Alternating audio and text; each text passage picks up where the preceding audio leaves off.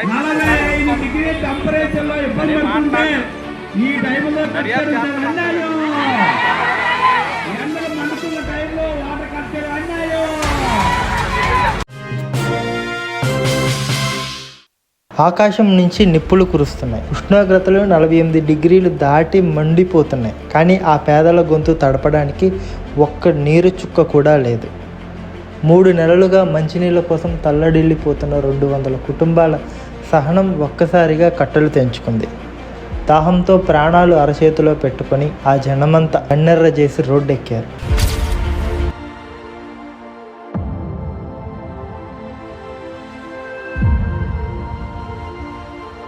విశాఖపట్నం గాజువాక పరిధిలోని 68వ ward Akkireddipalem Visakha dairy వెనుక ఉన్న ఆ ప్రాంతంలో గత 40 ఏళ్లుగా సుమారు 200 కుటుంబాలు నివాసం ఉంటున్నాయి. 4 దశాబ్దాలుగా అక్కడ బతుకుతున్న ఈ పేదలకు గత 3 నెలలుగా మంచినీళ్లు సరఫరా నిలిచిపోయింది. మండు వేసవిలో ఎటు వెళ్లాలో తెలియక తాగేందుకు నీళ్లు లేక పిల్లలు వృద్ధులు అల్లాడిపోతున్నారు.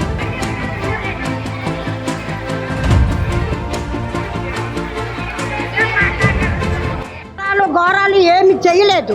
మేము వచ్చింది 40 సంవత్సరాల నుంచి అక్కడ నివాసం ఉంటున్నాము. మాకు 40 కొళాయిలు కూడా వేశారు.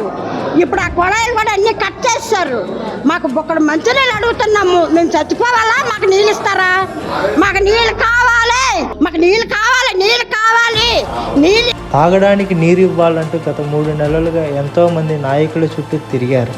అధికారులకు మొరపెట్టుకున్నారు. అయినా ఏ ఒక్క అధికారి వీరి గోడు వినలేదు. పేదలంటే ఎందుకింత చిన్న చూపు అంటూ ఆగ్రహించిన స్థానికులు సిపిఎం నాయకులతో కలిసి నేరుగా గాజువాక జీఎంసీ జోనల్ ఆఫీస్ని ముట్టడించారు.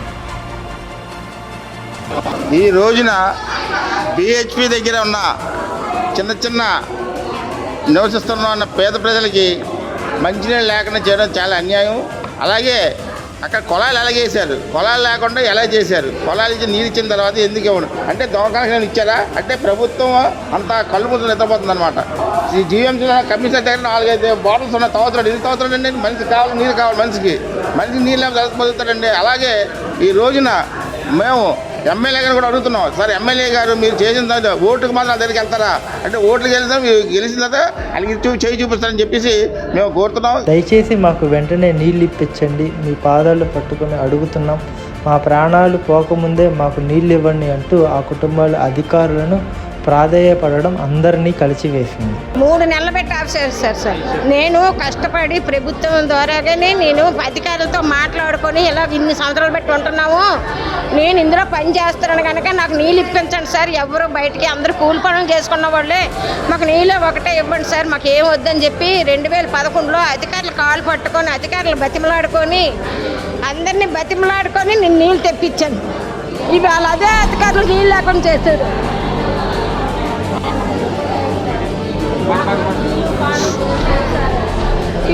ఎంత కష్టపడి ఎంత చేశానో అలా చేశారు.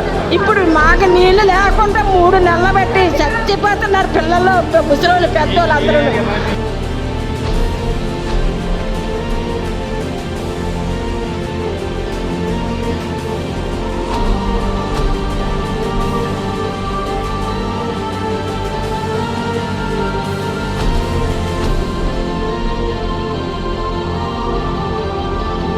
ప్రజలు చేస్తుంటే అధికారులు నిద్రపోతున్నారా అంటూ ధర్నాలో పాల్గొన్న సిపిఎం నాయకులు మండిపడ్డారు. పేదలకు ఇన్ని ఇబ్బందులు పెట్టడం దారుణమని ఆగ్రహం వ్యక్తం చేశారు. ఇప్పటికైనా జీవీఎంసీ అధికారులు నిద్రలేచి తక్షణమే అక్కిరెడ్డిపాలెంలో మంచినీటి సరఫరాను పునరుద్ధరించాలని వారు డిమాండ్ చేస్తున్నారు. ఎవరో ఒక వ్యక్తి దొంగ ట్యాప్ కనెక్షన్ చేశారని ఇలా 400 మంది మనుషులు బతికి ఉండే వాళ్ళని వాటర్ కట్ చేయడం ఎంతవరకు న్యాయం?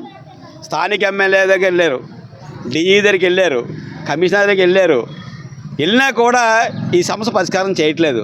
అంటే 400 మంది ఇబ్బందులు పడి ఈరోజు తాగలేక మంచినీళ్ళు లేక ఎక్కడికి వెళ్ళి తేలాక ముసలాములు ఉన్నారు. వాళ్ళు పడిపోతున్నారు. ఏంటి అన్యాయం? ఒక వాస్తవం ఏంటి అంటే మంచినీళ్ళు ఇవ్వడానికి ఉందా? కార్పొరేషను ఖర్చు చేయడానికి ఉందా? మానవతావాదం ఉందా? ఇలాంటి 48 డిగ్రీ టెంపరేచర్లోనే ప్రజలందరూ కూడా చనిపోతుంటే అలాగే ప్రభుత్వం ఏం చెప్తుంది?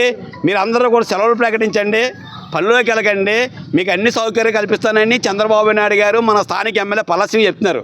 మరి నిజమైన మానవవాదం అయితే 400 కుటుంబాల్లో నీళ్ళు లేక ఇబ్బంది పడితే అది మానవవాదం కదా. డీజీ గారు కానీ ఏఈ కాదరేశ్వరరావు అనిపించలేదేంటి?